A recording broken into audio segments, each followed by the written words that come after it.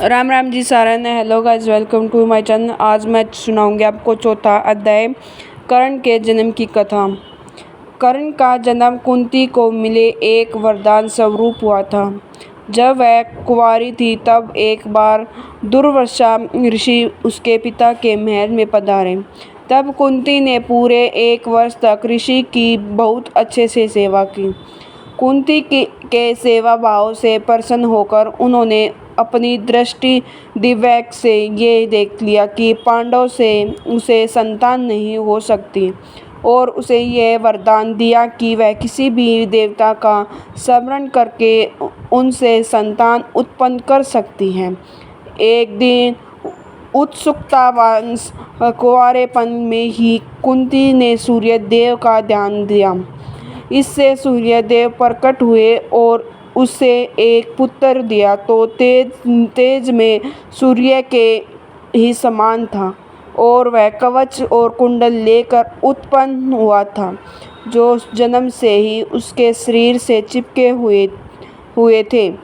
क्योंकि वह अभी भी अविवाहित थी, इसलिए लाज के डर से उसने उस पुत्र को एक बॉक्स में रखकर गंगा जी में बहा दिया। ये था मेरा चौथा अध्याय। अब मैं सुनाऊंगी आपको 5वां अध्याय, राम, लक्ष्मण, भरत और शत्रुघ्न के जन्म की कथा। दशरथ अखड़े उम्र तक पहुंच गए थे, लेकिन उनका वंश संभालने के लिए उनका पुत्र रूपी कोई वंशज नहीं था।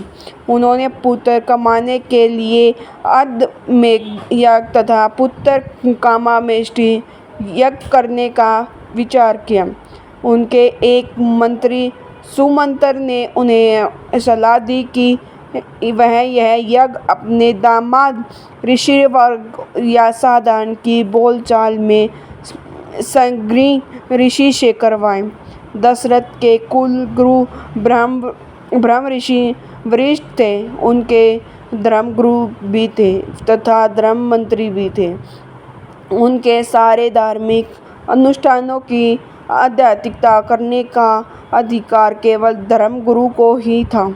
अतः वशिष्ठ की आज्ञा लेकर दशरथ ने संग्री ऋषि को यज्ञ की अध्यक्षता करने के लिए आमंत्रित किया।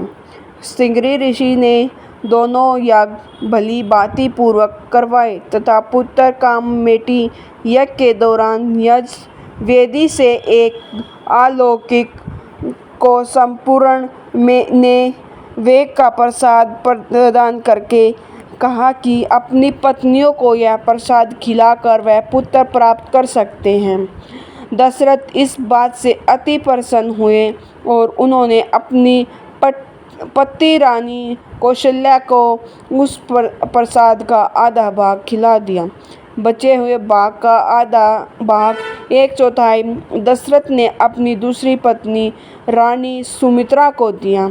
इसके बचे हुए भाग का आधा हिस्सा 1/8 उन्होंने कैकेयी को दिया। कुछ सोचकर उन्होंने बचा हुआ 8वां भाग भी सुमित्रा को दे दिया। सुमित्रा ने पहले भाग भी यह जानकर नहीं खाया था कि जब तक राजा दशरथ कैकेयी को उसका हिस्सा नहीं देते तब तक वह अपना हिस्सा नहीं खाएगी।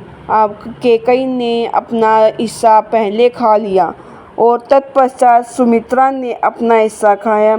इस कारण राम कौशल्या से, भरत कैकेयी से तथा लक्ष्मण व शत्रुघ्न सुमित्रा से जन्म हुआ।